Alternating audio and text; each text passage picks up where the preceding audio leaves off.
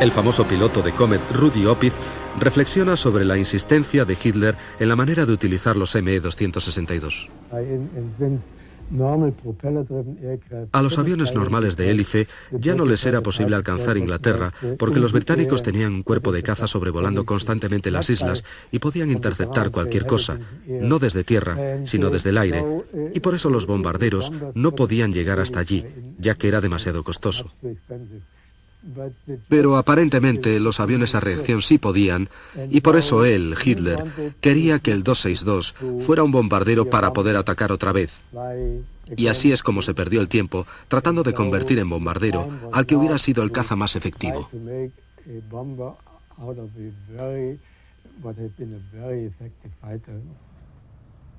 El renombrado as de la Luftwaffe, Adolf Galland, fue un ardiente defensor del ME-262 como caza.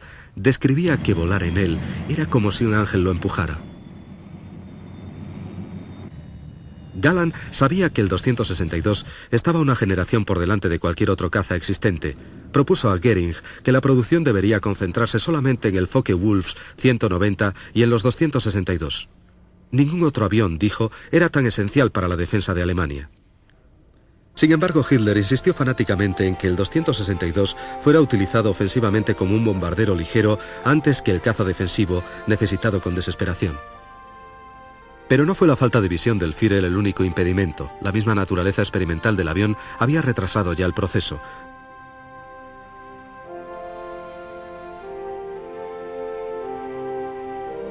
Los continuos ataques de los bombarderos aliados y las victorias terrestres de los aliados habían decidido ya el destino del Reich.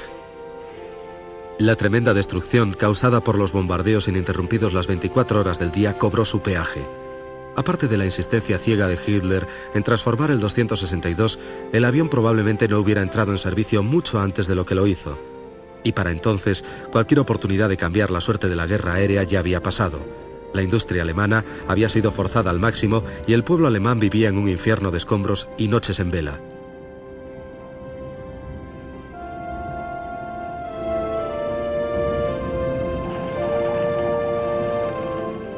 Alemania estaba en ruinas, habían muerto millones de personas, solo quedaban los más jóvenes y los viejos para sostener la guerra. A finales de 1944, la derrota era inevitable. La mayoría simplemente aspiraba a sobrevivir hasta que cesaran los bombardeos.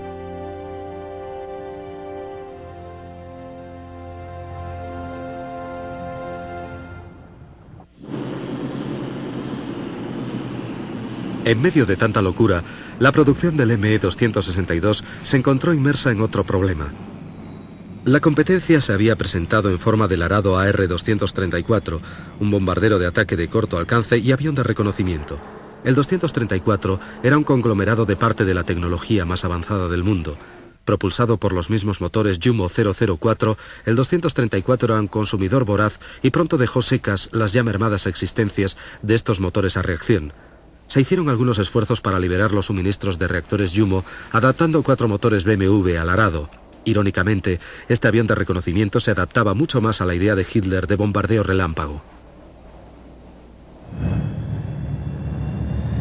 Los problemas logísticos del 262 se convirtieron en una pesadilla. La insistencia de Hitler en convertir un caza en bombardero solo agravó el problema. Para el as de la Luftwaffe, Günter Rall, el papel adecuado para el 262 estaba sumamente claro.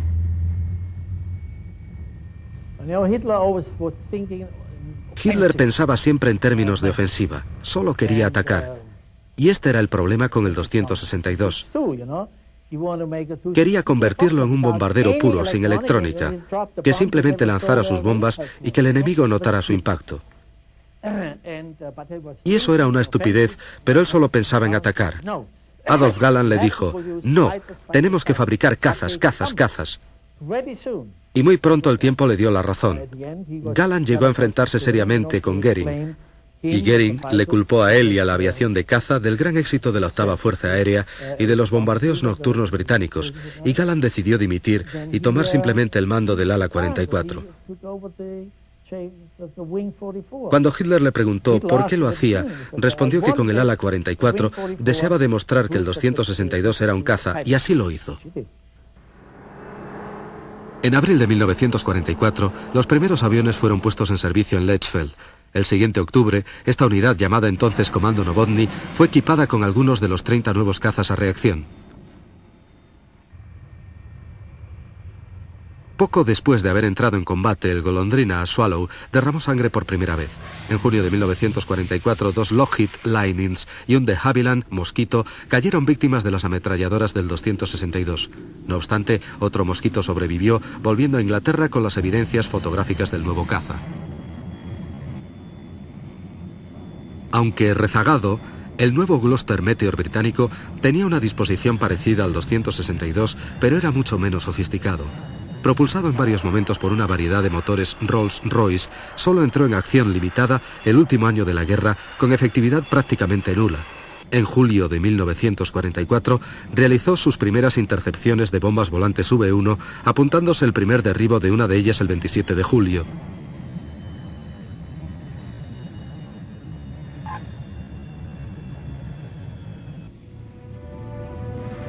Los incesantes bombardeos aliados azotaban Alemania. A finales de 1944, Hitler por fin reconoció que la defensa aérea era apremiante. Mientras, todo tipo de historias sobre un supercaza alemán corrían por las filas aliadas. El 262 caía sobre las formaciones de bombarderos a una velocidad jamás vista y era superior a cualquier caza aliado sin excepción. Era incluso más rápido que las torretas ametralladas de los bombarderos aliados. Cuando lo volaba un piloto experimentado era sencillamente invencible, pero la suerte de Alemania ya estaba escrita. Era un hecho claro de que íbamos a perder la guerra sin ninguna duda. El que los otros tuvieran mejores aviones, mejores cazas o mejor protección era solo una cuestión de tiempo. Pero lo referente a la situación aérea podía haber cambiado considerablemente si los 262 hubieran sido fabricados en masa. La situación de los bombarderos americanos hubiera variado sin lugar a dudas.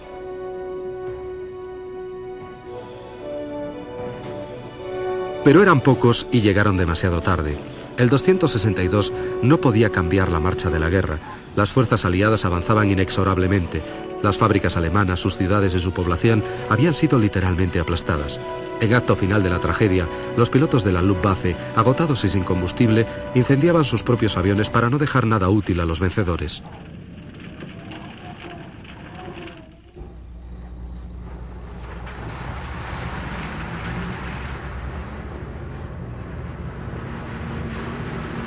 En la primavera de 1945, la fuerza militar alemana había sido aplastada y los aliados avanzaban hacia lo más profundo del corazón del Tercer Reich.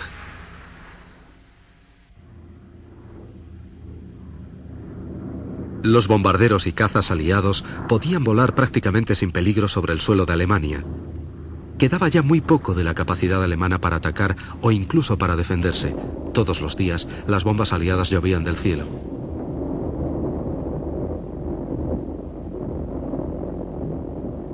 La destrucción fue total. Lo que fue una vez el corazón industrial alemán quedó reducido a escombros. Ya no podía producir más maquinaria de guerra. Cientos de miles de jóvenes, viejos, civiles y militares perdieron la vida.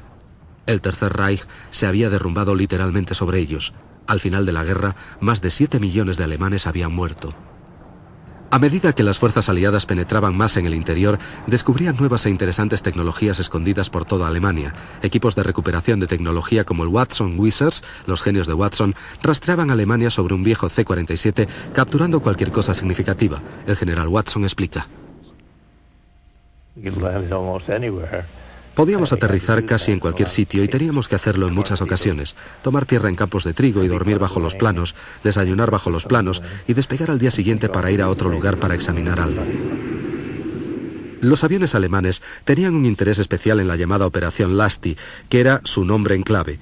Watson envió a Bob Strobel para que se ocupase de los ME-262.